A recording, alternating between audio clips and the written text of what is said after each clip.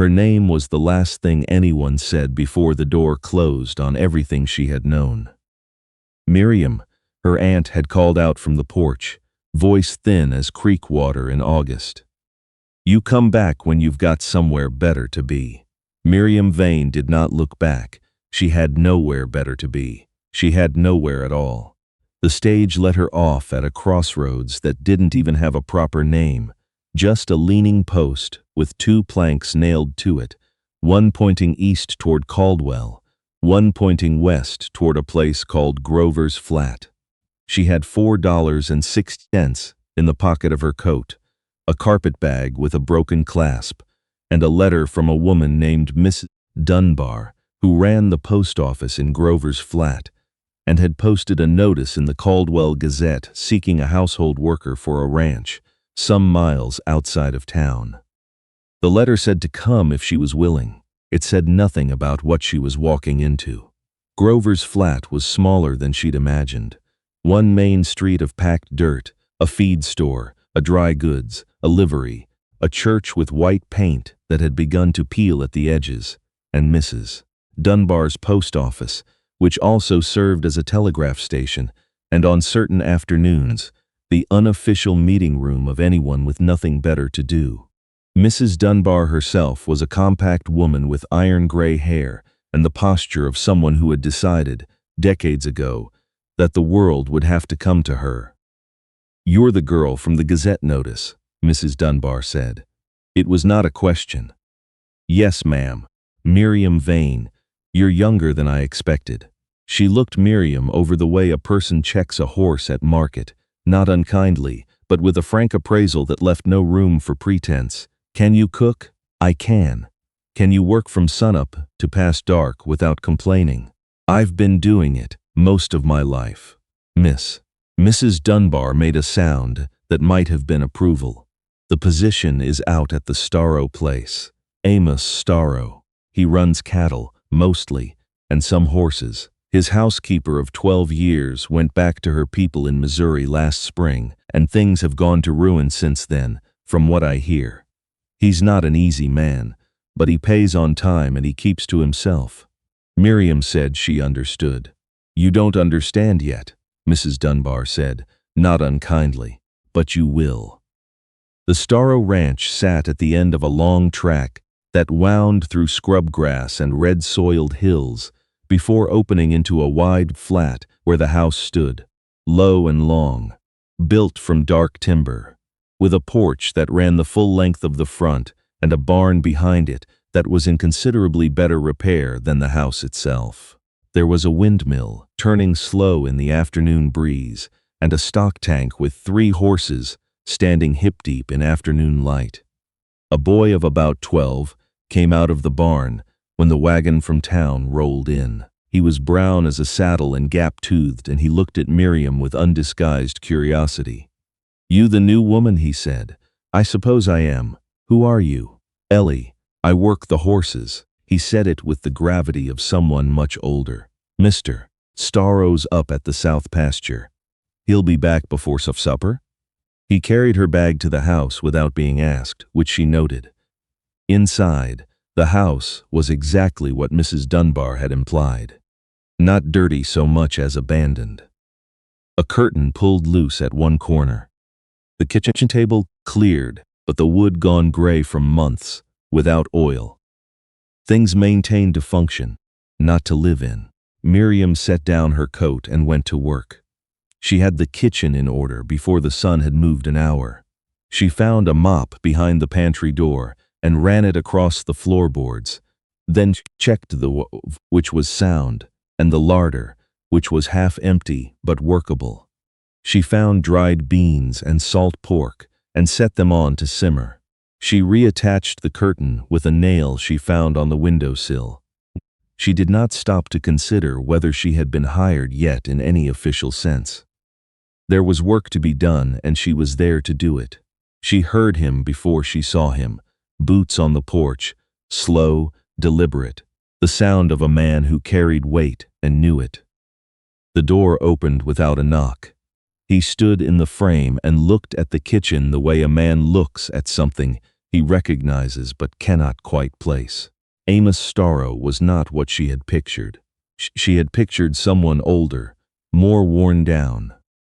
He was perhaps 40 or close to it, with the kind of face that sun and wind had carved into something definite, a jaw like cut stone, dark eyes that moved around the room once and settled on her with the same unhurried attention he might give a fence line that needed checking.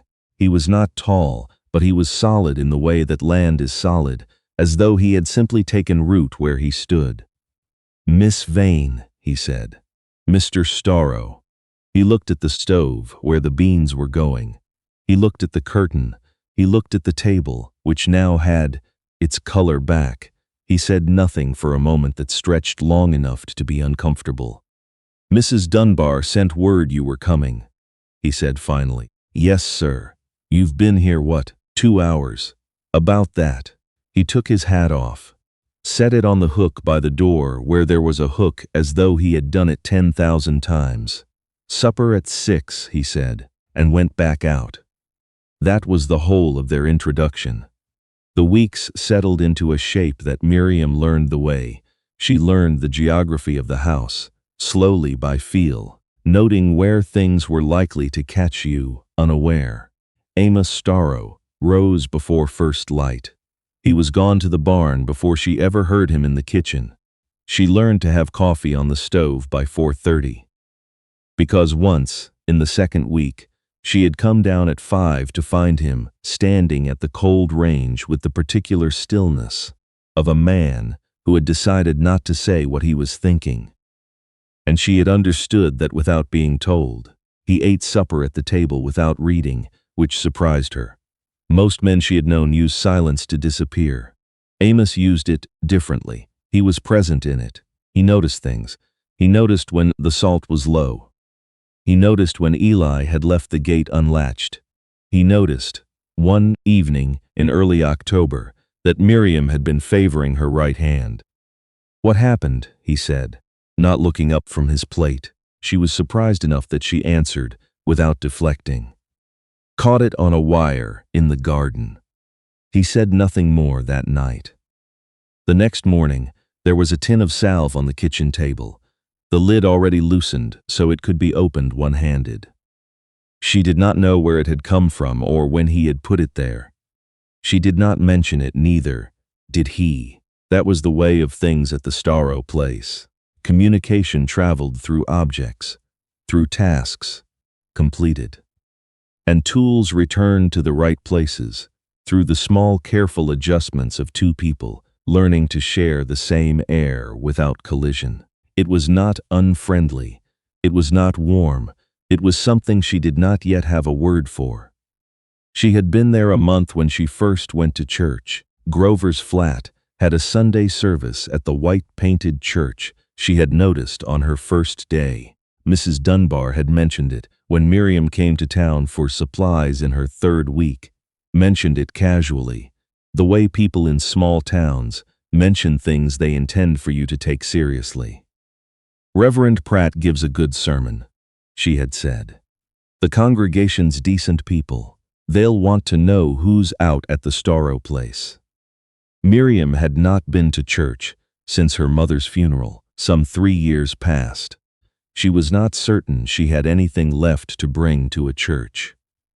But she went, partly because Mrs. Dunbar had a way of making suggestions feel like appointments, and partly because she had been on the ranch for 31 days and had spoken to almost no one except Eli and the man who never said more than he needed to. She wore her good blouse, which was not very good, and pinned her hair and walked the 2 miles to town because Amos had taken the wagon to deal with a fence that needed wire at the north boundary, and she did not ask for help. She found a seat near the middle of the church, on the left side, with the late October light coming through the window at an angle that fell across the floorboards in a long yellow strip. And that was when she saw him. He was already there, seated 3 rows ahead, on the right side, hat in his hands, his dark head bowed just slightly as though in some prior, private conversation with the morning. He wore a clean shirt, which was the first time she had seen him in anything other than work clothes, and it made him look like a different version of himself, or perhaps the same version, with something additional revealed. She had not known he attended services. She had not thought to ask. She sat where she was and opened the hymnal to the right page when Reverend Pratt gave the page number. And she sang because the woman beside her sang, and it seemed the right thing to do. But some portion of her attention, through the whole of the service, remained on the back of that dark head, 3 rows ahead. Once, toward the end of the sermon, he shifted in his seat, and for a moment she thought he might turn. He did not. After the service, the congregation moved out into the cool morning in the gradual visiting way of people who have nowhere pressing to be. Miriam found herself beside Mrs. Dunbar, who was introducing her to a woman named Mrs. Fallow and a man named Mr. Pratt, the Reverend's older brother. She gathered, and she was shaking hands and saying she was glad to be in Grosflat when she saw Amos Storrow across the yard. Whilst he was talking to an older man, saying very little, which was his way, and once he glanced in her direction. It was the briefest thing. A moment of recognition, nothing more. She looked away first. The following Sunday she sat in the same seat. She had not meant to. It was not a plan. She had simply arrived and found herself walking to the same pew without considering why, and by the time she was seated she understood that she had done it on purpose, even if she could not have explained the purpose. He was there again, same row, same position, and this time, when the congregation stood for the closing hymn, he did turn. Not to look at her specifically, not in any deliberate way, but in the general turning of people gathering themselves to leave. His eyes passed across her face. He nodded once barely, the way men nod when they pass each other on a road. The kind of acknowledgement that costs nothing and means almost nothing. She returned the nod. That was all, but on the walk home she found herself going back over the angle of it, the tilt of his head, the fact that he had looked. She told herself it was merely the noticing of an employer seeing his household worker in an unfamiliar context. She told herself it was nothing. By the time the ranch came into view across the flat, she had the stove going when she came in. Amos had the stove going when she came in. Not to cook, just going. He had laid the fire and lit it, and then gone off to do something else, leaving the kitchen warm for her return. She stood in the middle of the room and looked at the stove for a long moment. She did not mention it. Neither did he. The Saturday market came to Grover's flat on the second weekend of each month. A loose collection of farmers and traders who set up along the main street and sold what the season had given them. Miriam went in late November to buy dried apple rings and thread for a curtain she was remaking in the back bedroom. She was at the table where an old man sold honey when she heard a voice she knew from the hardware counter at the dry goods. "You're out at the Storrow place?" She looked up. The man speaking was perhaps 30, with an open face and easy smile, the kind of man who had learned young that people liked him and had arranged his whole life around that fact. He introduced himself as Walt Greer. He said he ran a small spread 5 miles south. He said he came to market every month without fail. He said she must find it quiet out there, with just old Amos for company. He said the last part with a particular lightness that suggested it was meant to be funny. "Mr. Storrow keeps busy," Miriam said. "I imagine he does." Walt Greer smiled. "You ought to come to the dance at the Grange Hall next month. Plenty of people there your age. Better company than a man who hasn't laughed since McKinley was president." She said she would think about it. She did not think about it. What she thought about, walking home in the cold with her apple rings and her thread, was something she had noticed that morning, that when Amos brought in firewood, he always stacked it beside the kitchen door without being asked. even though the woodpile was closer to the barn, and it was out of his way. She had been there nearly 3 months, and she had never thought to wonder about it until now. She was thinking about small things done without announcement. She was thinking about what that meant or did not mean. December came in on a hard wind that drove sleet against the north windows and kept the cattle bunched in the low ground. Miriam learned that winter at the Storrow place had its own rhythms. The tighter circle of activity, the long evenings, the smell of wood smoke and wet wool that worked itself into every room. Eli went home to his mother's in town when the weather got serious, and then it was just the two of them in the house at either end of the table, the stove ticking between them. One night she was mending by lamplight when Amos came in from a late check on the horses and stopped in the kitchen doorway. He stood there long enough that she looked up. "Storm's going to run 3 days," he said. "I'll bring in extra wood in the morning." "Thank you." He stood there a moment more. She had the feeling there was something else. Something that had brought him to the doorway that was not about the wood or the storm. Something he had arrived at the edge of and then pulled back from like a man testing ice. Then he nodded once and went to bed. She set down her mending and looked at the lamp for a while. She had been a fool to notice him. She knew that. She knew the shape of foolishness well enough to recognize it. He was her employer. He was older and privately made, and about as forthcoming with feeling as the hills outside. She was a woman with no family and no money and no history in this part of the world, working in his kitchen because she had needed somewhere to land. That was the whole of it. She told herself that precisely 3 times, and then went back to her mending. Walt Greer appeared again at the December market, which Miriam attended despite the cold because they needed coffee, and she was tired of the walls of the house. He found her at the dry goods. He asked if she'd thought about the dance, she said. She hadn't. He laughed in the easy way he had, and said she was too serious for her own good. He said he'd be happy to drive her in from the ranch if transportation was the trouble. He stood close enough that she had to shift her weight back. She was extricating herself from the conversation. Politely, she hoped. When she heard boots on the board sidewalk behind her and turned to find Amos standing 2 feet away with a coil of wire under one arm and a look on his face she had not seen before. He was looking at Walt Greer. The look lasted only a moment. Then he transferred it to her. "Ready?" he said.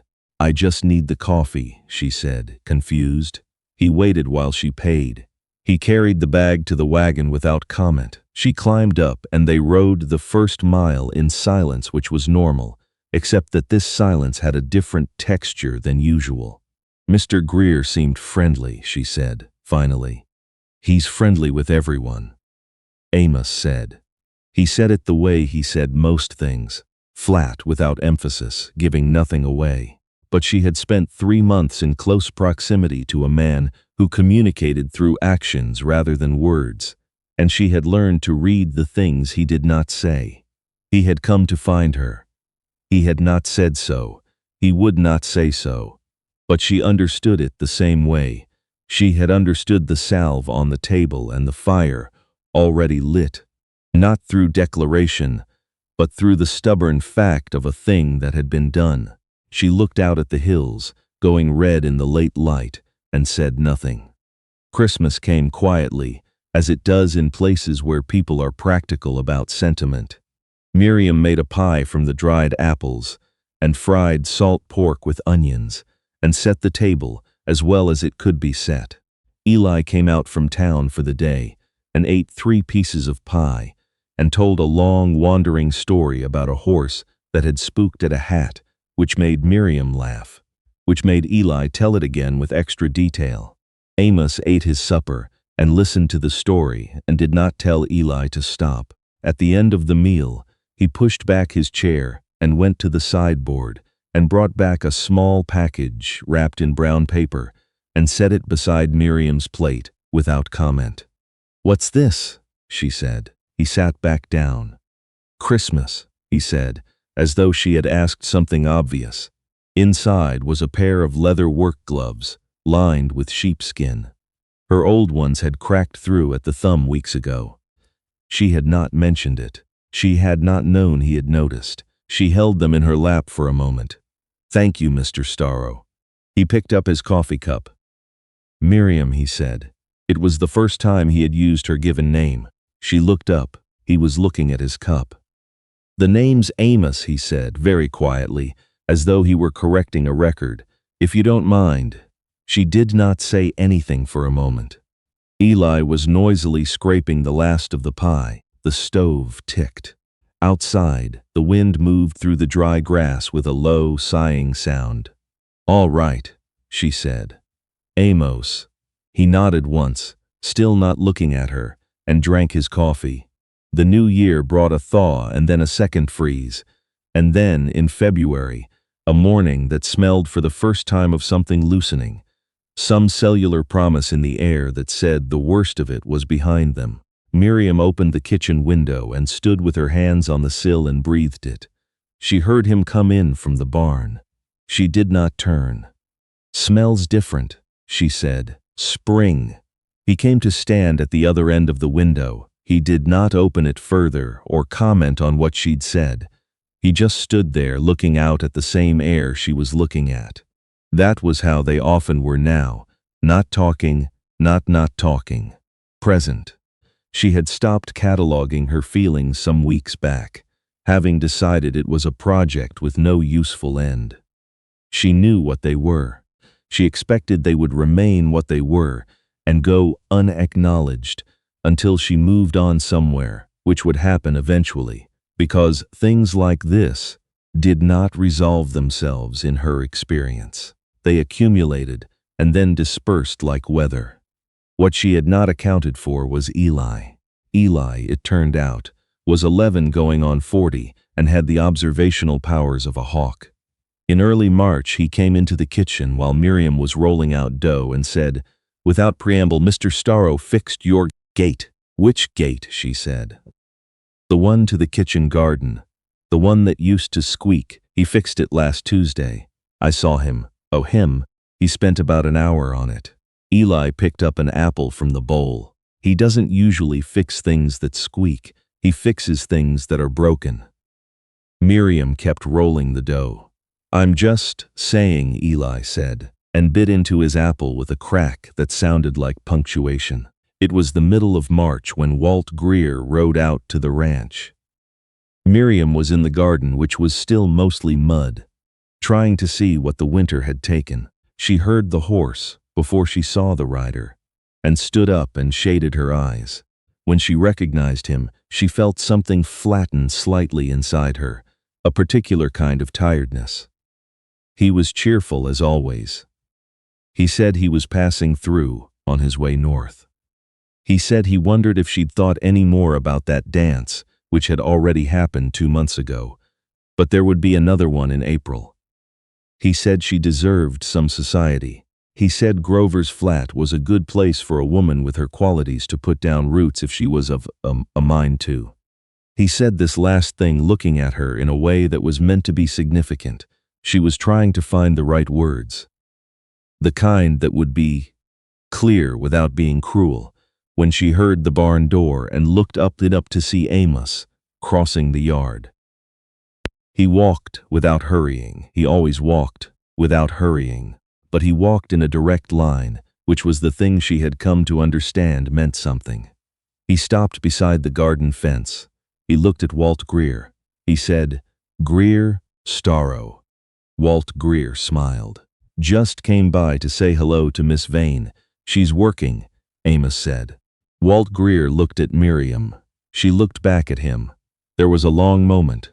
"Well," Walt said, with his easy smile that nothing seemed to dent, "I'll be going then. April dance. Miss Vane, think about it." He rode out. Amos stood at the garden fence for a moment after the horse sound had faded. He was looking at the mud where Miriam had been crouching. He said nothing. I was handling it, she said. I know, he said. She looked at him. He was still looking at the garden, jaw set, hands at his sides, and she could see, actually see, the effort it cost him to be where he was and not say what he was not saying. Amos, she said. He looked at her then. She had not used his name many times. Each time was still a slight thing, distinct from the silence before it. Is there something you want to say to me? She said. His jaw moved. He looked back at the garden. He looked at the fence post. She watched him come to the edge of something and stand there. I don't want you to go to that dance, he said. His voice was low and entirely level, and she understood that this was, for him, a significant speech. She was quiet for a moment. Why not? He looked at her again. The afternoon light was behind him, and she could not see his eyes clearly, but she had memorized the set of them, the way they said things in the half-second before he decided not to say them aloud. Because I don't want you dancing with Walt Greer, he said, or anyone else. It was more than she had expected from him. She suspected it was more than he had intended. He looked for a moment as though he might take it back or qualify it into something smaller. All right, she said, the same 2 words she had said on Christmas when he told her his name, quietly, giving him nothing to be alarmed by. He was quiet. I won't go, she said, but you'll have to tell me why eventually. He thought about that for what felt like a very long time. The windmill was turning. A horse in the paddock shifted its weight and stamped once. I know it, he said. He told her on an April evening when the light had gone long and gold across the flat and the kitchen smelled of the first dried herbs she had hung from the beam. He did not come to it with a speech. It was not a speech. He came to it the way he came to most things, by arriving at where he was going so gradually that the arrival itself was almost quiet. She was at the table with a cup of tea. He came in, sat down in the chair across from her where he always sat, and looked at the tabletop for a moment. I don't know how to do this, he said. She waited. I spent a long time by myself, he said. Got used to it, thought that was the shape of things. He looked up. And then you fixed the curtain. She almost laughed. She did not, because she could see that he was in earnest and that whatever this cost him, it was real. I noticed you, he said. I kept noticing you, every time I turned around. In the kitchen, at church. I'd come back to the barn and find I'd been thinking about something you said 2 days ago. He stopped, looked at the table again. I don't know what to do with that, except tell you. That's enough, she said. He looked at her. That's enough, she said again. You telling me is enough. Outside, the first crickets of the season were starting up. The sound of them was thin and tentative still, just the first few, not yet the full summer chorus. But they were there.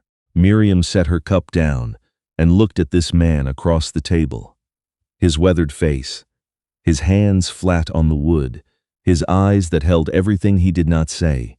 And she thought about the salve and the firewood and the gate that had stopped squeaking, and every Sunday at church when she had sat on the left side of the aisle and found, without planning it, that she was watching for the back of a dark head, 3 rows ahead.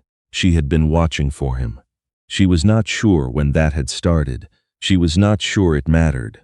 I noticed you too, she said. He let out a breath. She had never heard him do that before, never heard the particular sound of a man releasing something he'd been holding for months.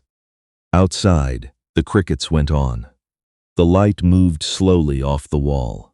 Neither of them reached across the table. Not yet. That was not who they were, and they both understood it. But something had been said that could not be unsaid, and in the kitchen of that low rank that barely had a name, that was place that more than enough to begin.